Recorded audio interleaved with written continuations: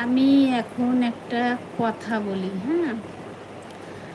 যারা বড় বড় ইউটিউবার হয়েছে, যাদের অনেক অনেক সাবস্ক্রাইব, মানে ভিউজ, যারা ইনকাম করে, তাদের মধ্যেই কেউ একজন লাইভ করছিল, তো আমি কমেন্ট করেছিলাম। মানে এরা এখন এতটাই বড় হয়ে গেছে যে কোনো মানে ছোটরা যদি কমেন্ট করে, উত্তর দেওয়ার তাদের টাইম হয় না, তারা উত্তর দেয় না।